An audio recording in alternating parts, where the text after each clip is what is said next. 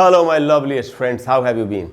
Welcome to Learn English Online with Krishna। दोस्तों, Learn English Online with Krishna में हमेशा की तरह आपका स्वागत है। अच्छा दोस्तों, अगर सही तरीके से इंग्लिश बोलनी है और बिल्कुल करेक्ट इंग्लिश बोलनी है तो हमारे पास अच्छी वोकैबुलरी होनी चाहिए। ये बात हम सभी लोग जानते हैं। वर्ड्स की सही मीनिंग, उनका सेंटेंस में सही यूज़ सीखना बहुत ज़रूरी है। और ये बात तब और भी इम्पॉर्टेंट हो जाती है जब हमको मिलते जुलते वर्ड्स की मीनिंग पता हो। जैसे आज हम दो वर्ड्स सीखेंगे जो आपस में मिलते जुलते हैं। मैं आपको बताता हूँ ये कौन से वर्ड्स हैं। ये वर्ड्स हैं दोस्तों स्लीप एंड अस्लीप। अब ये बहुत मिलते जुलते हैं। अब इनकी क्या मीनिंग होती है, कई बार हमको बहुत कन्फ्यूजन होती है।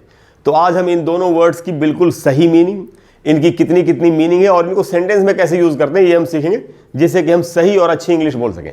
दोस्तों, बहुत ही इन्फॉर्मेटिव क्लास है। आपको ध्यान से पूरे वीडियो को एंड तक देखना चाहिए और इन वर्ड्स की सही मीनिंग और सही यूज़ को सीख लेना चाहिए। स्लीप से स्टार्ट करता हूँ दोस्तों। स्लीप वर्ड नाउन भी होता है और वर्ब भी होता है। तो इसकी नाउन में क्या मीनिंग है? तो स्लीप वर्ड जब नाउन की तरह यूज होगा तो इसकी मीनिंग होगी नींद। हम कहते हैं ना, वो नींद में था या वो नींद में है, वो नींद में है या वो नींद में था। इस तरीके से जब हिंदी में बोलना हो तो आपको स्लीप को नाउन की तरह यूज करना चाहिए। सेंटेंस कैसे बनेगा इंग्लिश में, एक एग्जाम्पल देख लेते हैं। एक एग्जाम्पल है दोस्तों, he was in deep sleep. किसी के लिए कहा जा रहा है वो गहरी नींद में था। आप अगर सिर्फ इतना बोलना चाहते हैं वो नींद में था, तो आप डीप वर्ड नहीं लगा के सिर्फ इतना बोल सकते हैं, ही वॉज इन स्लीप। लेकिन अगर ये भी कहना हो वो गहरी नींद में था, तो आप कह सकते हैं he was in deep sleep. अच्छा, एक दूसरा एग्जाम्पल आपको इसका नाउन के रूप में ही बताता हूँ। दूसरा एग्जाम्पल है दोस्तों, किसी के लिए कहा जा रहा है किसी की मृत्यु होगी तो she died in her sleep, कि उसकी मृत्यु नींद में होगी, यानी सोए हुए में होगी। जब वो सोई हुई थी तो उसको मृत्यु होगी नींद में ही, तो वही कहा जा रहा है she died in her sleep. तो दोस्तों ये दोनों जो सेंटेंस है इनमें स्लीप वर्ड नाउन की तरह इस्तेमाल हुआ है। तो आप ऐसे स्लीप को नाउन की तरह यूज कर सकते हैं। वर्ब की तरह कैसे यूज कर सकते हैं? वर्ब की तरह यूज करना हम सबको बचपन से ही आता है। He was sleeping, she was sleeping. तो दोस्तों स्लीप वर्ब जब होगा तब इसकी मीनिंग होती है सोना। नाउन में मीनिंग है नींद, वर्ब में मीनिंग है सोना। अच्छा, हर वर्ब के 5 फॉर्म्स होते हैं, हमको मालूम है। हमको एक्चुअली अगर सही तरीके से इंग्लिश सीखनी है तो 3 से 4,000 वर्ब्स के 5 फॉर्म्स हमको पता रहने चाहिए, तभी हम अच्छी और करेक्ट इंग्लिश बोल सकते हैं और हर टॉपिक पर बोल सकते हैं। तो दोस्तों स्लीप जब वर्ब होगा तो इसके भी 5 फॉर्म्स है, मैं आपको बताता हूँ। ये है दोस्तों 5 फॉर्म्स मैंने लिख दिए यहाँ पर। Sleep, slept, slept, sleeping, स्लीप्स। ये स्लीप के वर्ब के रूप में 5 फॉर्म्स है। स्लीप, स्लेप्ट, स्लेप्ट, स्लीपिंग, स्लीप्स, ये 5 फॉर्म्स है। अच्छा, अब इनको सेंटेंस में कैसे यूज कर सकते हैं? जैसे स्लीप वर्ड जब वर्ब है तो उसको सेंटेंस में कैसे यूज करेंगे? एक बड़ा साधारण सा एग्जाम्पल है कि द चिल्ड्रन आर स्लीपिंग। कुछ खास बच्चों के लिए कहा जा रहा है कि बच्चे सो रहे हैं, द चिल्ड्रन आर स्लीपिंग। आप इसके किसी भी फॉर्म को यूज कर सकते हैं। जैसे अगर आप स्लेप्ट यानी जो सेकंड फॉर्म है वो यूज करना चाहते हो तो आप कह सकते हैं I slept very late last night. कल रात को मैं काफ़ी देर से सोया। या आई स्लेप्ट अर्ली, मैं पहले ही जल्दी ही सो गया था।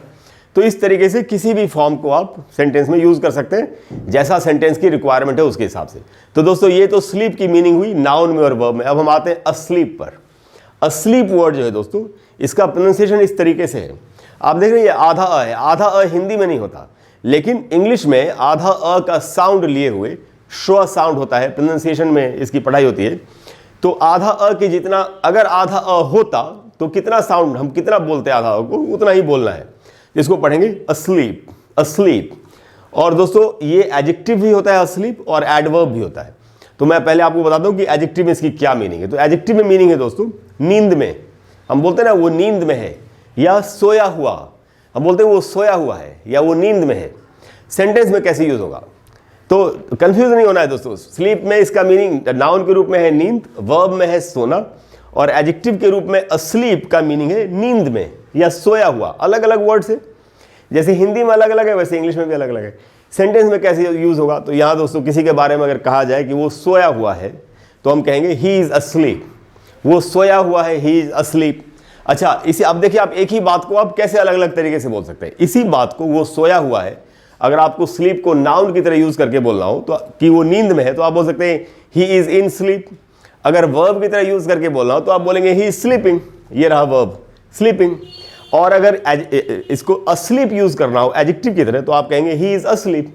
आप देख रहे हैं, अगर आपको आपकी वोकैबुलरी अच्छी हो जाए तो आप एक ही बात को कई तरीकों से कह सकते हैं, और यही लेवल हमको हासिल करना चाहिए मेहनत करके, पढ़ाई करके। अच्छा दोस्तों, एक और इसी का सेंटेंस बनाया कि ही इज फास्ट अस्लीप। अगर आपको ये कहना हो कि वो गहरी नींद में है तो आपको कहना चाहिए he is fast asleep. Asleep का मतलब होता है सोया हुआ, और फास्ट अस्लीप का मतलब है गहरी नींद में सोया हुआ। तो ही इज अस्लीप या ही इज फास्ट अस्लीप। अब हम आते हैं कि अगर अस्लीप को एडवर्ब की तरह यूज करेंगे तब इसकी क्या मीनिंग होगी और सेंटेंस में कैसे यूज होगा। तो दोस्तों एडवर्ब में इसकी मीनिंग वही है, नींद में, लेकिन कैसे यूज करने का तरीका थोड़ा सा अलग होगा। अगर ये एडवर्ब है तो इसको किसी वर्ब को क्वालिफाई करना चाहिए। ये रहा दोस्तों सेंटेंस, ही फेल अस्लीप, यानी वो सो गया या उसको नींद आ गई, इस तरीके से, या वो नींद में चला गया यानी कि उसको नींद आ गई, इस तरीके से कहेंगे ही फेल अस्लीप। दोस्तों फॉल अस्लीप एक फ्रेजल वर्ब है। फ्रेजल वर्ब होता है एक वर्ब प्लस प्रेपोजिशन या verb plus adverb, mostly prepositions होते हैं, उसको फ्रेजल वर्ब कहते हैं। तो उसी फ्रेजल वर्ब का यहां पर इस्तेमाल किया मैंने अस्लीप का एग्जाम्पल आपको बताने के लिए। फॉल अस्लीप का मतलब होता है सो जाना, नींद आ जाना किसी को, उसी का सेंटेंस बनाया ही फेल अस्लीप। फॉल का सेकंड फॉर्म है fell, fall, fell, fallen, falling, falls, ये फॉल के 5 फॉर्म्स हैं। तो दोस्तों देखा आपने, इस तरीके से आप स्लीप एंड अस्लीप को इस्तेमाल कर सकते हैं। तो मुझे पूरी उम्मीद है कि आज आपके सामने स्लीप का नाउन के रूप में, वर्ब के रूप में, अस्लीप का एडजेक्टिव के रूप में और एडवर्ब के रूप में मीनिंग बिल्कुल क्लियर हो गया और आप आगे से इन वर्ड्स को सक्सेसफुली यूज कर पाएंगे और अच्छी इंग्लिश बोल पाएंगे। मुझे ये भी उम्मीद है कि आपको आज की क्लास अच्छी लगी होगी। अगर आपको क्लास अच्छी लगी हो तो प्लीज़ वीडियो को लाइक करें और शेयर करें और चैनल को सब्सक्राइब करें। अगले वीडियो में मैं आपको इसी तरीके से और भी अच्छे वर्ड्स या इसी तरीके के अच्छे वर्ड्स की मीनिंग और उनका यूज सेंटेंस में बताने की कोशिश करूंगा। अगर कोई भी ऐसा टॉपिक है जिस पर आप चाहते हैं कि मैं आपके लिए एक वीडियो बना दूं, वैसे मैं एक्सट्रीमली बिजी रहता हूं, फिर भी मैं ये कोशिश करूंगा कि जिस भी टॉपिक पर आपको वीडियो चाहिए आप वो नीचे कमेंट बॉक्स में लिखिए। मैं कोशिश करूंगा कि आपको जल्दी से जल्दी उस पर एक वीडियो बना करके दे दूं। इसके अलावा दोस्तों अगर किसी भी ज़रूरतमंद इंसान की मदद हम कर सकते हैं तो हमको ज़रूर करनी चाहिए। हमको चिड़ियों और जानवरों की मदद ज़रूर करनी चाहिए। Thank you very much. I will see you in the next video. Bye bye.